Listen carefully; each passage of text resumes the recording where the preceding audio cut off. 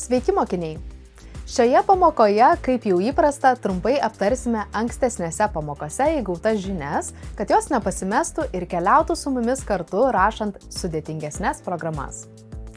Pradėkime nuo struktūrinio programavimo koncepcijos, kuri namo statyboje prilygsta architektūros žinioms. Juk būtent jos užtikrina pastato tvirtumą, funkcionalumą ir lengvą priežiūrą. Struktūrinis programavimas padeda mums kurti programas, kurios yra modulinės, programą skaidome į mažesnius savarankiškus blokus, tai yra funkcijas. Kiekviena funkcija atlieka specifinę užduotį, o tai padaro kodą skaitomesnį ir lengviau valdomą. Hierarchinės. Funkcijos gali kviesti kitas funkcijas, sudarydamos aiškią hierarchiją. Tai leidžia kurti sudėtingas programas, žingsnis po žingsnio skaidant jas į paprastesnes užduotis. Abstrakčios. Skaičiuojant sudėtingus dalykus, galime naudoti paprastas funkcijas, paslėpdami sudėtingus vidinius mechanizmus. Pakartotinai naudojamos. Funkcijas galima naudoti daug kartų skirtingose programos dalyse, taupant laiką ir pastangas. Skaidrios. Išvengiame vadinamojo spaghetti code, tai yra chaotiško kodo, kuriame sunku sekti logiką. Struktūrinis programavimas remiasi trimis pagrindinėmis konstrukcijomis – seka, pasirinkimu ir kartojimu.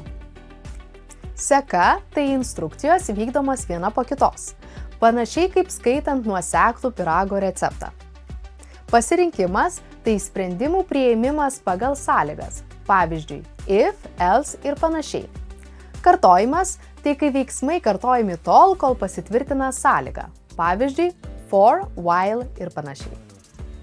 Taip pat kalbėjome ir apie funkcijas, kurios yra pagrindinis įrankis leidžiantis atlikti specifines užduotis ir priimti įvesties duomenis, tai yra argumentus, bei grąžinti rezultatą.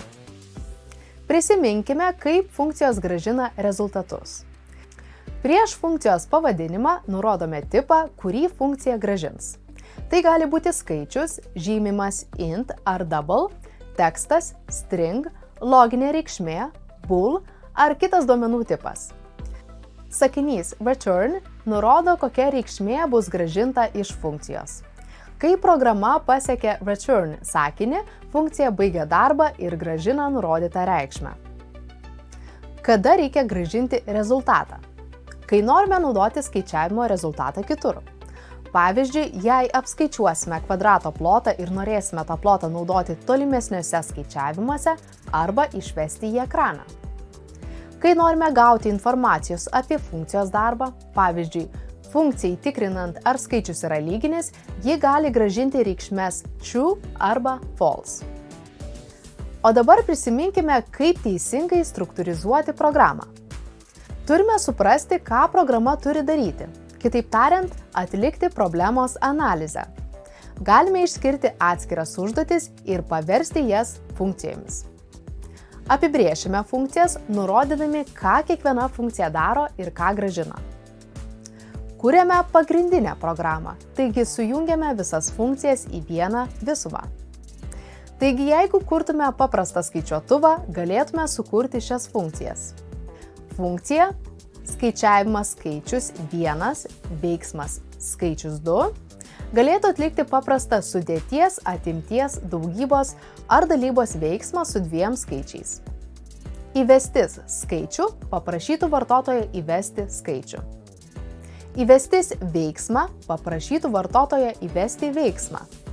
Išvesti rezultatą išvestų apskaičiuotą rezultatą. Tokiu būdu programa taptų aiški tiek kitiems programuotojams, tiek mums, jei tektų sugrįžti į tam tikrą programos bloką ir rasti bei ištaisyti klaidas. Be to, prireikus patobulinti ir išplėsti programą, nereikėtų keisti jos visos, užtektų koreguoti pavienes funkcijas. Taigi struktūrinis programavimas yra pagrindas, ant kurio statome tvirtas ir patikimas programas. Suprasti funkcijas, jų sąveiką ir pagrindinės konstrukcijas – tai raktas į sėkmingą programavimą. Tikiuosi, kad pakartojus esminius dalykus, pamokas pavyks įsiminti geriau. Iki susitikimo kitoje pamokoje.